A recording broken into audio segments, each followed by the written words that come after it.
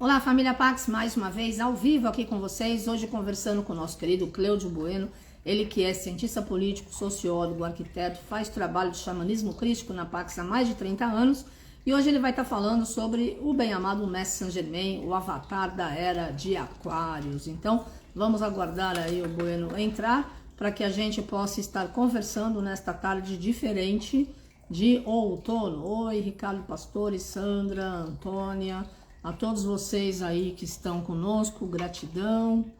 E vamos, energia, vamos todos.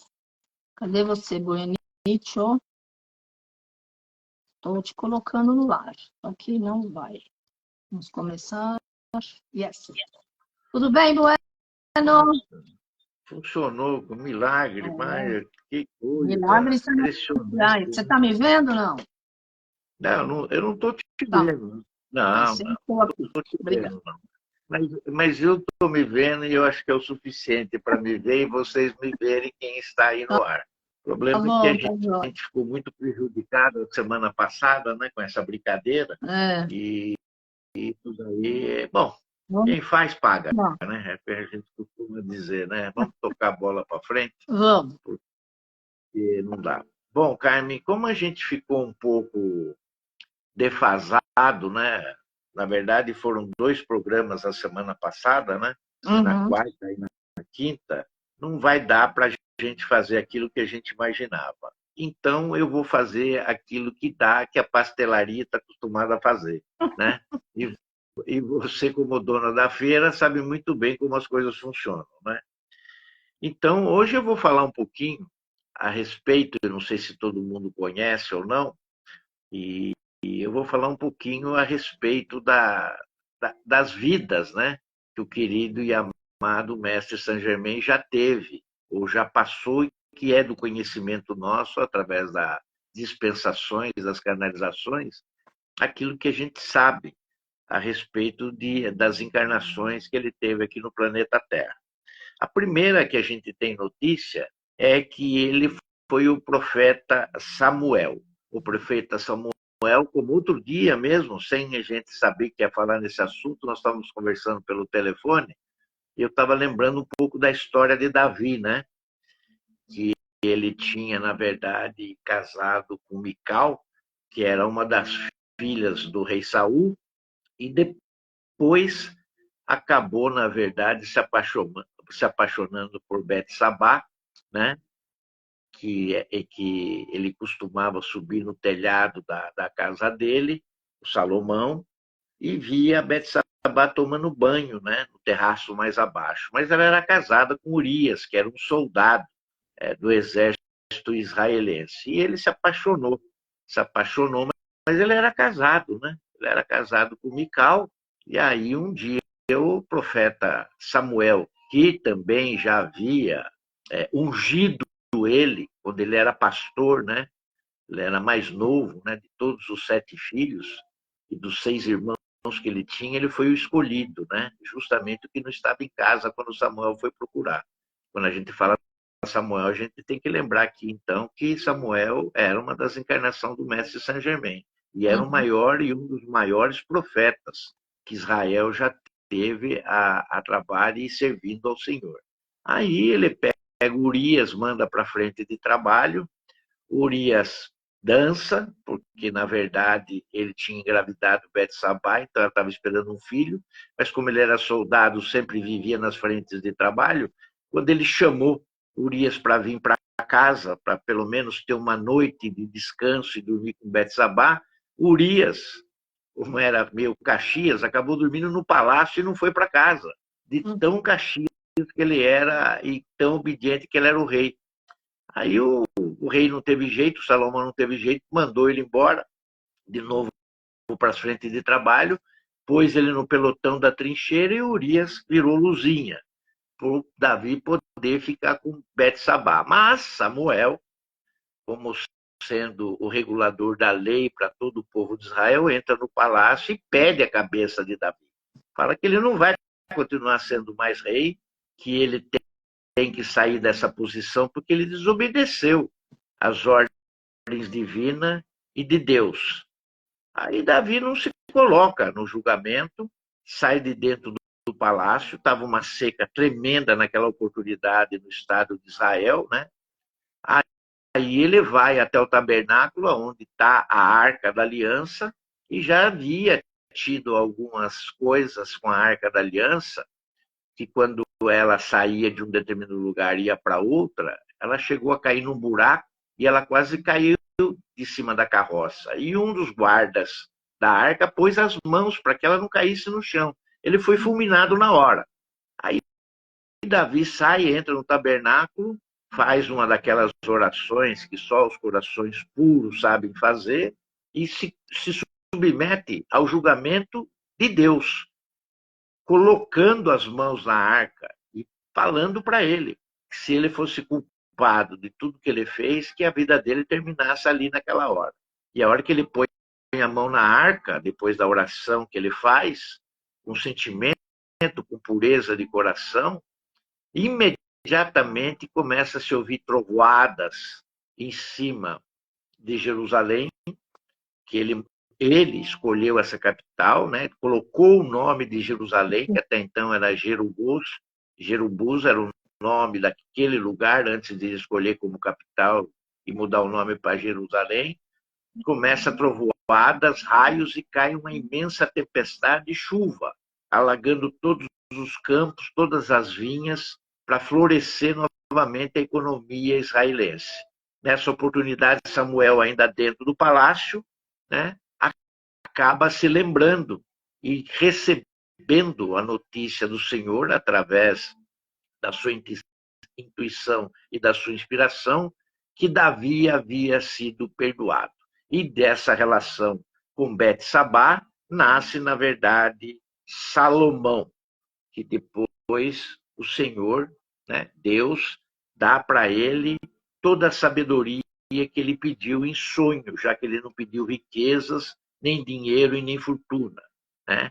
Então, a gente vê que a atuação de Samuel dentro da história é bastante colocada, com bastante fervor, com bastante obediência, já que ele, Samuel, tinha toda a nação e toda a liberdade, toda a consciência de todo o serviço que ele fazia para Israel. Então, uma das encarnações do querido e amado mestre Saint-Germain foi justamente Samuel, e eu usei dessa passagem para poder falar melhor a respeito desse trabalho que ele exercia naquela época, logo no início da formação, vamos chamar assim, entre aspas, né, do Estado de Israel, que naquele tempo era apenas um povo, com um determinado limite de terra, aonde o reinado era desenvolvido. Outra encarnação do querido e amado mestre Saint-Germain, que todos nós conhecemos e que faz parte da trajetória do mestre, é São José, que foi o pai do menino Jesus e o protetor da Sagrada Família. Nós lembramos de São José como sendo aquele ser que, na verdade, instruiu e deu a proteção necessária para o menino Jesus se desenvolver, pelo menos até os 13, 14 anos, mais ou menos, como você tem ideia. Porque, a partir dessa data, o mestre São José ele faz a passagem dele para outros planos de luz, e quem pega a guarda do menino Jesus, que já é um rapaz, é um adolescente, e passa a instruí-los e viajar com ele, é José de Arimateia. José de Arimateia, então, cuida de toda a formação do mestre Jesus até os 30 anos, quando os 3 últimos anos, ele, através da sua missão, né, do seu sacerdócio, ele passa, então, a deixar todos os ensinamentos e todos os exemplos que havia tido com a formação do seu pai, São José, e também através do José Arimateia em todas as viagens, em todos os lugares educacionais que ele passou e foi levado por José de Arimateia. Mas nós temos que lembrar que a passagem mais difícil e teste mais difícil para José, além de ser o protetor e ter ensinado a primeira profissão, que era a sua, para o Mestre Jesus, do qual ele teve como profissão, a sua primeira, foi justamente o de carpinteiro. E naquela época ele já tinha escolhido uma noiva. Essa noiva era Maria, e ele, como a casa de Davi pertencia, Maria também pertencia a essa casa. Eles casavam entre as casas de onde eles pertenciam. E, na verdade, Maria tinha recebido a presença do arcanjo Gabriel, que tinha dito para ela, né, que ela conceberia um filho através do Espírito Santo e que esse filho receberia o nome de Jesus e que ele, na verdade, seria o filho do Criador. Portanto, seria um santo, né? São José, assim que soube que Maria estava esperando um filho, colocou praticamente em dúvida aquilo que estava acontecendo. Colocou em dúvida. E São José, ele tinha, vamos dizer assim, um dom todo particular, todo especial, né? que já vinha, eu não sei, tá dando reverberação agora, Carmen. Não sei o que você mexeu aí, ou Não, eu não apertou, tem mexi uma nada. reverberação. Tem Bom, a reverberação é porque tem um avião subindo, um jato super. tá ok. Eu quero mandar um beijo para Carolina do Sul, 96 anos, mora lá em Porto Alegre. Nosso amor e toda a nossa amizade eternamente. Ela que cuida de uma escola de crianças especiais e está lá nesse momento, né? Teve com a gente em Shasta 8 vezes e outras mais. Beijo, Carolina. Foi o avião na pista, Buenítio. Pode continuar, amor. Bom, aí o que acontece é que São José, duvidoso do que estava acontecendo, porque até então todas as crianças, né, tinham nascido do modo natural, o relacionamento entre os pais, mas aí as coisas saíram mais ou menos do contexto. Mas ele tinha um dom muito especial, que já vem de lá do tempo do seu xará, que era José, um dos filhos de Jacó, né, que era o dom do sonho, o dom do sonho. E num dos sonhos que ele teve, o anjo aparece para ele e diz que Maria foi concebida através do Espírito Santo, que ia ter um filho, que aquele filho era filho e senhor, e seria o santo, que deveria ser tratado como um filho de Deus e que deveria receber o seu nome de Jesus. Então, a partir daquele momento, José se entende como um ser que faz parte de uma missão, aceita Maria, casa com Maria e tem todo esse desenvolvimento através, vamos dizer assim, dessa libertação da alma humana, que é geralmente feita pelo medo e pela dúvida. E ele, na verdade, conquista, né, através com aquele ato, com aquele teste que ele teve diante da sua missão, uma das mais importantes iniciações e, por que não dizer, a imortalidade da sua alma, do seu espírito, para prosseguir no caminho tão almejado que é para todos nós, que é a ascensão. Temos que lembrar também que outra encarnação, que na verdade teve, e aqui eu não estou fazendo paródia com ninguém, viu? O Albano, que é astrólogo nosso, né? Mas foi também no século III, ele teve uma encarnação como Santo Albano, que é o mártir da Igreja Católica. Sim. Albano, na verdade, era um soldado romano que foi convertido por um sacerdote que era fugitivo, a quem, na verdade, ele tinha dado guarida, ele tinha escondido esse fugitivo. E, na verdade, esse fugitivo acabou escolhendo Albano para que ele fosse dignificado com isso. E por ter feito isso, isso lhe custou a vida desse sacerdote, desse mártir da igreja, desse soldado. Lhe custou a vida, né? Ele foi condenado à sua execução. Então, ele foi morto. Essa que é a verdade. Então, Santo Albano salvou a vida de um sacerdote, né, de quem ele tinha escondido e de quem ele estava fugindo, né? Mas, na verdade, ele pôde salvar, através dessa vida do sacerdote, muitas outras vidas que o sacerdote acabou salvando. E por isso, né, e através de todas as invocações que foi feita para o arcanjo Miguel, o grande poderoso e protetor naquele momento de Albano, ele recebeu as dádivas como um grande protetor da igreja, virando santo naquela oportunidade. Um pouco mais à frente, há 410 anos aproximadamente, 410, 400 anos antes de Cristo, né, Saint Germain encarnou também como Próclo Lúcio,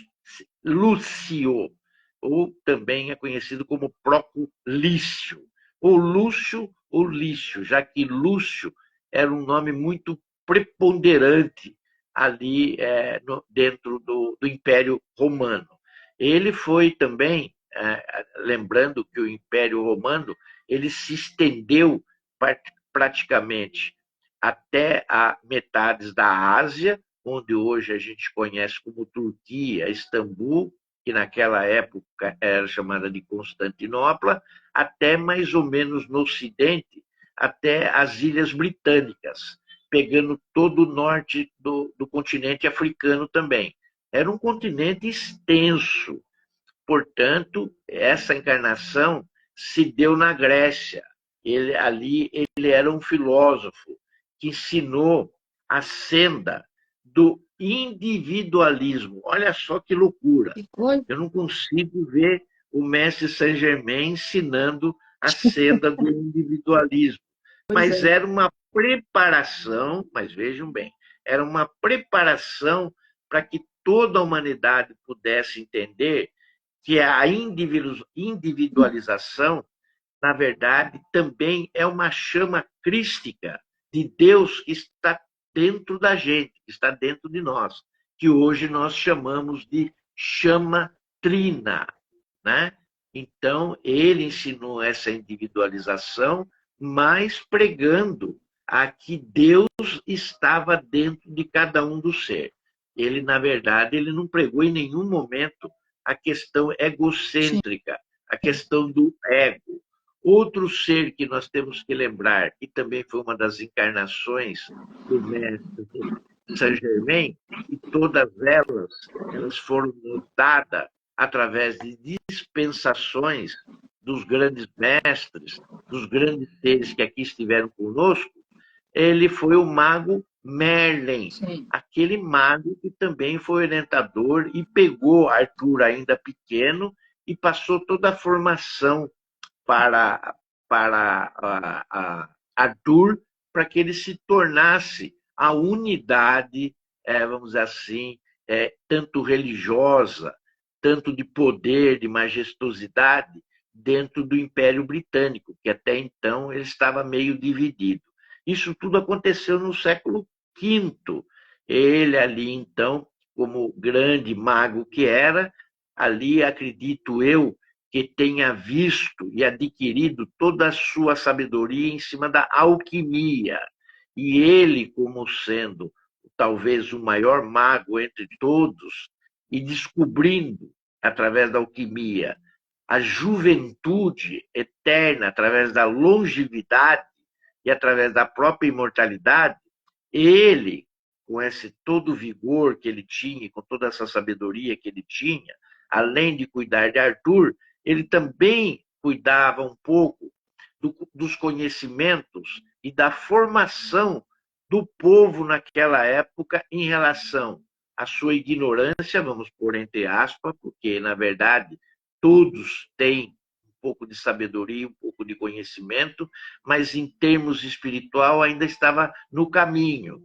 E também da questão da superstição, né? O povo era muito supersticioso a respeito de todos os astros que estavam no céu, que achava que naquela oportunidade comandava tudo o que acontecia aqui na Terra.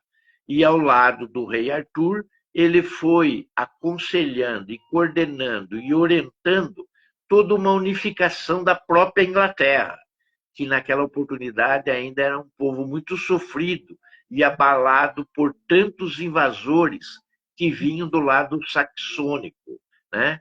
Eles eram anglos e tinham os saxônicos. Os saxônicos eram os povos bárbaros, que vira e mexe entravam na ilha, entravam na Inglaterra, aquilo que nós chamamos de Inglaterra hoje, para saquear, para roubar, né? E para fazer outras temeridades, tanto com as jovens quanto com os idosos. Então, em cima disso, Merlin teve uma contribuição muito grande, porque a respeito de Arthur, ali, naquele momento, é desenvolvido toda essa questão da unidade. Essa questão da unidade é que nós devemos levar em consideração. Todos os pedaços da Inglaterra foram unidos através de Arthur e Guinevere, que era também, vamos dizer assim, uma parte daquele povo X que já estava ali, né? Que era um povo do próprio Merlin. Então, ele une aquilo que era do seu povo, Arthur, que era uma mistura do seu povo com os romanos, junta tudo isso numa panelinha, fazendo alquimia, e ali se tem a oportunidade, então, de unir a Inglaterra. Depois tem toda a história também do Santo Graal, do cálice, da tábua redonda, que nós não vamos nos ater muito agora, porque senão nós não vamos chegar no fim de todas as encarnações do mestre Saint-Germain. Outra encarnação que ele teve, e que a gente pode ver muito bem quem é esse ser, foi no século XIII, onde Saint-Germain vem através da encarnação de Roger Bacon. Roger Bacon. Ele, o mestre Saint-Germain, que depois nós vamos ver um pouco mais adiante, tem outras encarnações dentro dessa mesma família. Mas aqui ele encarna novamente na Inglaterra, vejam que ele começa a fazer um caminho dentro da própria Inglaterra.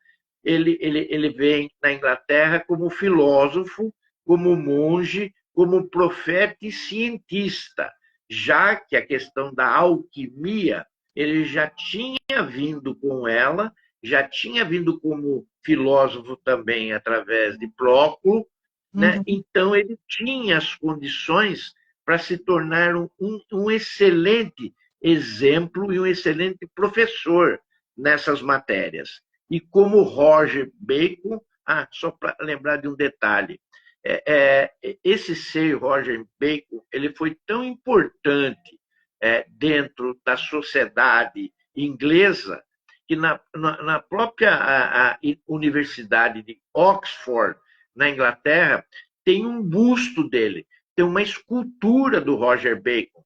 Então, quem um dia estiver em Oxford para estudar ou para visitar a universidade, vai ter a chance de ver essa estátua lá, perene em seus jardins, para ver quem, na verdade, qual era o semblante de Roger Bacon. Ele que, na verdade, desenvolveu um método científico, né, aonde mostrava, naquela época, como que seria proveniente as vidas, não só no nosso reino, o reino humano, mas como ele estava desenvolvendo os outros reinos, o reino mineral, o reino vegetal e o reino animal, já que naquela oportunidade do século XIII, a ciência caminhava, dava os seus primeiros passos nessa área científica. Logo lançou bases também para o desenvolvimento de projetos, que até então essa palavra projetos, essa palavra planejamento, ela não existia, já que as coisas eram contíguas. Era fazendo e descobrindo, fazendo e descobrindo. Logo, se tinha uma hipótese mental, essa hipótese mental ela era experimentada várias vezes, mas de uma forma mental, e essas hipóteses, uma vez experimentada várias vezes e conseguindo os mesmos resultados, mostrava então a verdade. Essa verdade, na verdade, ela veio ser mostrada mais tarde e no mesmo país como Francis Bacon. Agora é uma outra encarnação do mestre Saint-Germain. Mas antes de falarmos dessa encarnação do Francis Bacon, porque ela é uma encarnação atípica, diferenciada, nós aí nesse metade de circuito entre uma encarnação do Roger e do Francis, nós vamos falar de uma outra, que é muito decantada entre nós como brincadeira, que é a encarnação de Cristóvão Colombo. Cristóvão Colombo, que numa das nossas encarnações, né, nós resolvemos, numa das nossas encarnações, não, numa das encarnações do mestre Saint-Germain, mas numa das nossas conferências, nós resolvemos fazer uma sala para estar discutindo a vida do Cristóvão Colombo, né? Mas eu acho que ela não foi muito aceita naquela oportunidade. Foi, acho que na primeira ou na segunda conferência, eu não tenho certeza. E aí, o que aconteceu? A sala apenas teve 7 integrantes para ser discutida a encarnação do Cristóvão Colombo. Então, hoje ainda a gente brinca com isso, né? Dizendo que quando a gente fala do Cristóvão Colombo, a gente chama das 7 vidas do Cristóvão Colombo. Mas isso aconteceu em 1451, quando ele, na verdade, sob as bandeiras da Espanha, mas diziam que ele era genovês, que ele era da Itália. Eu tinha minhas dúvidas, porque quando visitei Barcelona, tem muita história a respeito do Cristóvão lá, né? Dizendo que, na verdade, ele era espanhol. Essa coisa aqui no Brasil, na época que o meu bisavô nasceu, ele já nasceu sobre a auspiciosas nomenclatura de apenas um nome, né? Que não tinha sobrenome naquela época. Um dia peguei a certidão que era do meu pai, só para vocês terem uma ideia, que nasceu no século passado, o nome dele na certidão de batismo era só Francisco, porque as cidades tinham poucas pessoas e os nomes não eram iguais. As pessoas se identificavam como o Francisco, o Quinho, o Chiquinho, como era antigamente falado, filho da dona fulana de tal com o seu fulano de tal. Quando a cidade começou a crescer muito, que os sobrenomes foram começados a ser colocados, para que não se confundisse o Francisco de que era de uma família com o Francisco que era de outra família. Então imagine o pai dele que se chamava Antônio e o pai do meu avô que se chamava Antônio e também se chamava Simão. Esse que era espanhol, que tinha vindo de Málaga para o Brasil fugindo da guerra e contraiu família aqui, casando com uma índia. Então, as coisas se davam naquele tempo dessa maneira. Imagine com Cristóvão Colombo, que era 1451. O meu bisavô nasceu em 1800 e alguma coisa. Agora, 1451, a gente chamar e descobrir qual era, na verdade, a familiaridade ou de onde tinha nascido Cristóvão Colombo era muito difícil, já que, na verdade, ele estava cumprindo, naquela época, uma profecia. Sim, ele veio para cumprir uma profecia. Quando a pessoa é encarnada com uma determinada missão, ela tem que cumprir aquela missão. E ele veio em cima de uma profecia de Isaías, feita em 732 antes de Cristo, né? Aonde ali a reunião com o povo de Israel dos 4 cantos do mundo se daria numa terra aonde o pôr do sol descansava, né? É uma coisa meio assim a se discutir, porque aonde se descansa o sol, claro, nós sabemos disso, é sempre no oeste. E naquela oportunidade não sabia-se que existia terras a oeste, apenas que tinha um oceano. Claro. Mas ainda não devia ter uma limitação, embora existia alguns mapas da época que mostravam um feixe de terra logo depois do mar. E a gente nem sabe como isso foi desenhado, nem por quem foi desenhado. Mas a verdade é que existia esse mapa. E ele, se baseando nesse mapa, pega todos os recursos que foram destinados a ele e com essa profecia que ele tinha e que era dentro do seu coração uma coisa real, porque quando a gente vem com missão, o coração da gente sabe o que a gente tem que fazer, mais do que a mente, e a gente acaba seguindo o coração. E foi o que ele fez. Ele seguiu o seu coração, que para ele era uma coisa real, e ele sai à busca, então, dessa situação para descobrir novas terras. Ali, a presença de uma nova raça que seria formada através de todos os povos, inclusive o povo de Israel, que se uniria a uma terra mais ao pôr do sol, ele coloca isso e vê ali a transição de uma nacionalidade e de uma representação, já que esse povo ele sempre, ele sempre foi perseguido. O povo israelense ele sempre foi perseguido em todos os lugares. O povo judeu, por onde passou, seja em qualquer lugar da Europa, ele sempre foi muito perseguido, né?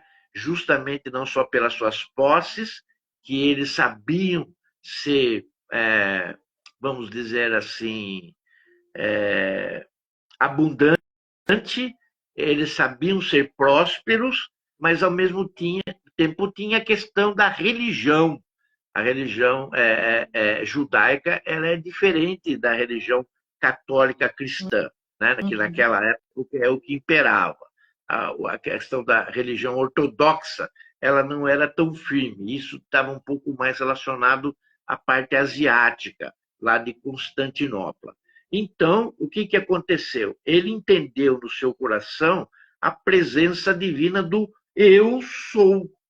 E aquela presença da unidade de raças é bem a contingência da presença divina nos nossos corações do eu sou, que busca a unidade de todas as raças, de todas as religiões, de todas as filosofias, de todas as doutrinas, numa só presença, que é a presença divina eu sou.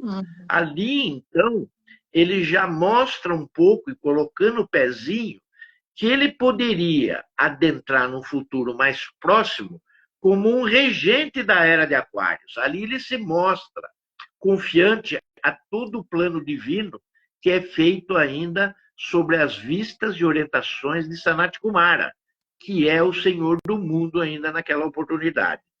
Então, ali a compreensão e todos aqueles assuntos misteriosos que deveriam de vir do próprio descobrimento da América, que ele acaba não chegando no continente. Ele chega ali nas Antilhas, mas dali das Antilhas, Américo Vespúcio, que chega no continente americano e que recebe o nome de América justamente por causa do nome dele, Américo, ele, na verdade, deixa sementes. Cristóvão Colombo deixa sementes, né? Até hoje, deixando essa coisa meio nebulosa de quem é o verdadeiro descobridor da América. Se é ele ou se é Américo Vespúcio. E ali, colocando ele como, na verdade, chegando a esse pôr do sol, chegando a essa nova terra, vamos chamar assim, ele mostra ali toda a sua informação depositada para sementes que vêm depois. Nós estamos falando da presença divina Eu Sou, que ali teve toda a inspiração, através da fundação e do Sr. Guy Ballard, né? Nós não podemos esquecer disso. Ali é onde todos os livros, principalmente os mistérios desvelados, foram escritos, né? E o livro de ouro do Mestre Saint-Germain, que também foi captado e recebido naquela terra. Então, a importância de Cristóvão Colombo, ele fica muito claro para nós a respeito dessa unidade das raças, mas que, na verdade, tem a presença fundamental do eu sou, né? Ou do I am, como é dito lá nos Estados Unidos, né? Ou o I am That I am, né? Eu sou o que eu sou, que foi exatamente aquilo que o Senhor, o Criador, vamos chamar assim, né? O Deus, que se apresentou através da sarça ardente, falou para Moisés no Êxodo, dizendo qual era o seu nome, quando Moisés perguntou o que ele deveria falar para os outros quando ele encontrasse e perguntasse qual é o nome do nosso Senhor a quem nós servimos. Então, naquela oportunidade, a sarça ardente, com a presença divina ali de Deus, disse a ele, né?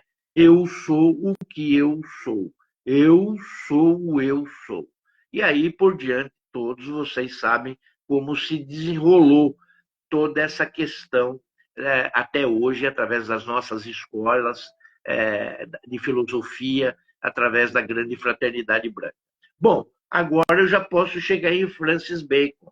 Eu posso chegar em Francis Bacon e dizer que foi uma das encarnações ali, a partir de 1561, como ele foi considerado um brilhante ser e que até hoje é conhecido como esse brilhante ser que todos nós sabemos que foi uma das encarnações do Mestre Saint-Germain, mas que nós lemos, assistimos muitas das coisas que foram produzidas por esse gênio, né? Eu considero um gênio, né? E aqui são as minhas palavras. Eu considero um gênio que, na verdade, ele que vinha desses trabalhos já iniciados lá naquela família do Roger Bacon, agora aqui como um pensador, já como um filósofo preparado, sendo como um cientista que contribuiu para o progresso tecnológico, inclusive do nosso mundo, que beneficiando praticamente todas as áreas culturais também, ele se fez, na verdade, ali na literatura, como escritor. Ele se completa através de toda aquela bagagem que ele tinha trazido de outras encarnações. Ali ele é feito e conhecido como Shakespeare. Nós não temos, na verdade, nenhum texto, nenhuma coisa que diga perentemente, por escrito e com letras garrafais, que Francis Bacon era Shakespeare. Mas todas as nossas intervenções e dispensações e canalizações dizem que é ele. E nós acreditamos nisso, porque ele participou da criação e do impulso de várias sociedades secretas, vamos por secretas entre aspas, porque até naquele momento assim eram, até o nosso século XX, quando foram dissipadas todas as nuvens e todas as neblinas e todas as névoas dessa questão secreta. Hoje tudo é aberto, tudo é possível através do conhecimento e através das informações que são nos colocadas.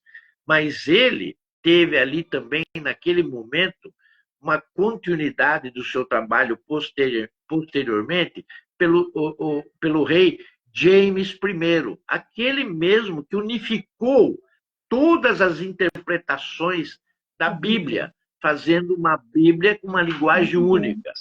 E nessa oportunidade também, a todas as Bíblias que a gente tem, se a gente der uma olhada nelas na contracapa, a gente vai ver sempre o nome de James I, como sendo o intercessor do novo mundo, já que nós estávamos falando de 1451 e agora nós estamos falando praticamente dos anos 1550 para frente. Ele que deu essa continuidade, então, aquele trabalho lá atrás do descobrimento do Cristóvão Colombo.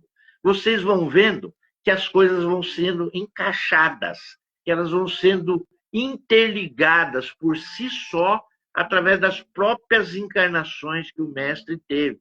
Ele, na verdade, teve encarnações que ele foi alinhavando, ele foi costurando o seu próprio, através do seu próprio tear, o tecido que mais tarde lhe caberia e ele se vestiria. Agora, um detalhe muito importante dessa encarnação foi, na verdade, a filiação de Francis Bacon. Veja que Francis Bacon veio da família de Roger Bacon. Mas, na verdade, os seus progenitores, os seus pais, nada mais era do que a Elizabeth I junto com o Lord de Lancaster. Uau, Olha isso, olha incrível, isso. Ele era filho da rainha Elizabeth incrível. I. Ele era filho da rainha Elizabeth I com o Lorde de Lancaster. Esse Lorde de Lancaster e a rainha eram amantes e tiveram um filho. Mas a Imaculada Rainha Elizabeth I tinha jurado perante o seu trono que ela não desposaria nenhum ser para o casamento e que não teria nenhum filho. Logo, Francis foi levado à família Bacon. E a família Bacon o adota como sendo um membro daquela família. E ali, através, talvez, ou quem sabe, aí é muito difícil a gente imaginar qual era esse relacionamento da Elizabeth I com Lancaster, ou se tinha sido feita a concepção desse filho da rainha como uma celebração secreta, a gente jamais vai saber isso. Mas ela tinha dito aos seus súditos, até o fim da sua vida, que tinha sido uma rainha virgem. Então, esse tremendo emblório que seria essa criança, do qual foi renegada pelos seus pais, poderia ter sido um rei. Francis, vamos aceitar o seu primeiro nome, né? E o Bacon como sendo um Bacon, uma associação da família que o recebeu, mas ele podia ter sido, na verdade, um Tudor. Ele poderia ter sido um Francis, rei da Inglaterra. E podia ter reinado na Inglaterra, e o que seria da Inglaterra com a presença do mestre Saint-Germain no trono? A gente não faz nem ideia, mas nós sabemos que, através da sua genialidade, ele vingou como o maior escritor, ou se não um dos maiores escritores, melhor juízo, como Shakespeare, deixando inúmeros livros, inúmeros contos e, principalmente, peças de teatro, o qual levou, inclusive, a visita da própria rainha a assisti-lo em Londres, né? Então, a gente vê aqui um Shakespeare, um Francis Bacon, que colocou esse pseudônimo, né, de Shakespeare, que sempre viveu no anonimato, porque ele sempre cutucou e puxou as orelhas também do poder político e administrativo da Inglaterra, aonde a sua mãe reinava. Ele sempre tinha um espeto ali que ele cutucava essas pessoas. Lembrando que futuramente, né, Francis, através de todo esse preparo, de todas essas realizações que ele fez, ele que foi criado por Nicholas e a Lady Anne Bacon, que eram, na verdade, os seus pais adotivos, tiveram toda a questão da adolescência e da sua preparação em relação à sua mãe verdadeira. Eu acredito que o Francis ele tem essa concepção da sua origem. Ele sabe da sua origem. Ele sabe de onde ele veio. E sabe também por que ele foi colocado a despeito do reinado da Inglaterra. Ele tem isso claro, embora ele fosse filho, vamos dizer assim, legítimo da rainha.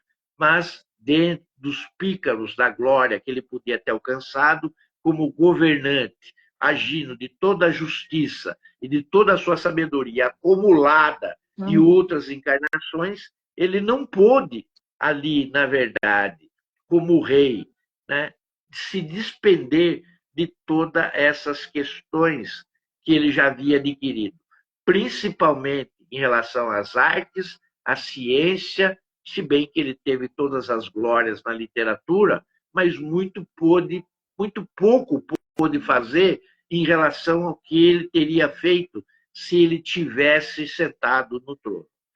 A chave de ouro, vamos dizer assim, dessa presença e dessa vida passada que nos traz, passando desde Colombo, né? depois por Roger Bacon, né, e até chegar em Francis, ele teve ali todos os testes necessários para a sua alma, aonde a persistência lhe curvou diante de tantas coisas e obstáculos que se opuseram na vida dele. Mesmo assim, ele consegue ultrapassá-los e influir dentro da sociedade da Inglaterra, transportando, vamos dizer assim, essa consciência, essa cultura, essa arte para o novo mundo que ele mesmo havia descoberto anos atrás, em 1451. Por que eu digo isso? Porque os colonizadores da América, nada menos, nada mais eram do que ingleses, que vieram através de uma embarcação chamada Mayflower para a América para colonizá-la e trouxeram toda essa cultura junto com eles quando chegaram aqui.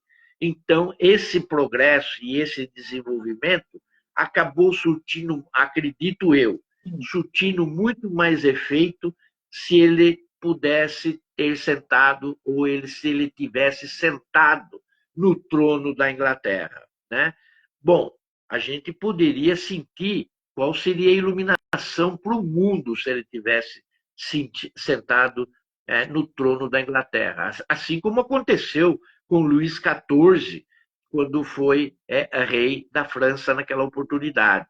Todos eles mostraram que quando o coração toma a frente um pouco mais da razão, pois a razão só existe em função da missão, e essa está registrada, né? Ela, na verdade, ela se desenvolve, ela se registra no coração para que ela possa fluir para a mente saudável, a mente, vamos dizer assim, chamada de psíquica, aonde tem um alinhamento direto com a presença divina eu sou. É isso que nós procuramos, né? Ele faz a passagem dele em 1626, notem, 1626. 1626. Eu quero que faça bem essa data na cabeça, porque logo um pouco mais à frente, no dia 1º de maio de 1684, nosso querido e amado mestre Saint-Germain, através da vida como conde de Saint-Germain, né, ele recebe a ascensão em vida. Ele recebe a ascensão em vida, a tal ponto que ele era visto na Europa inteira, em determinadas épocas, diferenciada após 1684, por várias outras pessoas que tinham conhecido ele há 50, 30, 40 anos atrás, no qual eles afirmavam que ele nunca mudava a sua fisionomia, que ele era sempre o mesmo, né? E a gente tem que lembrar que Saint-Germain sempre foi um ser, enquanto esteve em torno da gente, e principalmente naquela época, seja como conde, ou seja, aqueles que têm a visão aberta, né? Sabem que ele se veste de uma forma totalmente exemplar, né? Os seus sapatos são alinhavados com pedras de diamante, assim como as fivelas do seu cinto. Então, percebam que o mestre é uma pessoa, né? É um ser de luz que sabe muito bem a potencialidade e a energia daquilo que ele usa, daquilo que lhe é atribuído, para que a sua vibração sempre pudesse continuar a mesma. Também lembrando, né, que ele já tinha todo o processo da imortalidade desenvolvida, não só como alquimista que era, mas também como cientista, adequando, então, todo o seu aprendizado através de todas as suas vidas, colocada em uma única, que foi a última aqui encarnada, vamos chamar assim. Isso não quer dizer que ele não possa se transformar em seres aqui na nossa vida ilusória e se apresentar para nós de forma diferenciada como um ser humano. Ele pode tudo. Tanto é que ele se apresentou em Monte Shasta, ali através a famosa história, né, de Peter Shasta. Não sei quantos já ouviram, né? mas existe um lugar na montanha, quando a gente vai subindo, que chama Panther Meadows.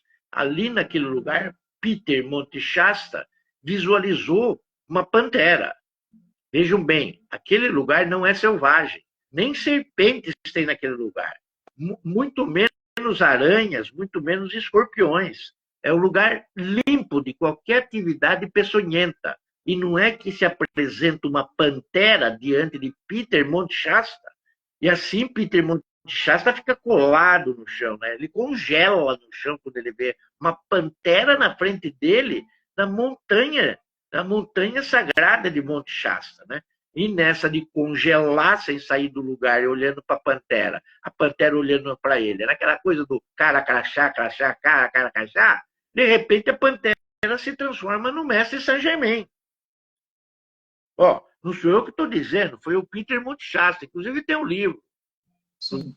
Inclusive tem um livro lá na livraria, é só chegar lá e comprar, entendeu? Tem um livro que conta toda essa história. Inclusive, quando a gente leva, está em peregrinação na montanha, às vezes a Carmen fala, bueno, para aqui em Panther Meadows e leva o pessoal para mostrar o lugar onde o Peter Monte Shasta visualizou a pantera. E aí eu desço com o grupo, né, para no estacionamento de Panther Meadows e levo o grupo. A gente anda pelo lugar aonde ele teria visto a pantera. Então vejam bem isso, que não é uma falsa premissa. O mestre se transforma. Outro acontecimento que eu me lembro assim, é muito, nós recebemos um amigo que veio de Portugal, que se chama, né? Acredito que ele esteja entre nós ainda, porque depois nós perdemos contato e nós não nos vimos mais. Ele chama José das Dores. Ele veio, inclusive, para fazer um trabalho na Unicamp, em Campinas, onde é um foco de luz da Fraternidade Branca. Ali, a universidade é um foco de energia, de luz da Fraternidade Branca, assim como é a Pax, aqui em São Paulo. E ele estava rezando numa capela ou numa igreja de São Jorge, em Lisboa, e estava sentado num dos bancos, quando ali rezava fervorosamente com a sua fé, em busca de algumas coisas e de necessidades familiares. E ali ele rezando percebeu que alguém sentou-se no mesmo banco que ele estava, mas ele ajoelhado, conseguiu, continuou com a sua face voltada para baixo, com a sua cabeça, orando firmemente aos seus propósitos.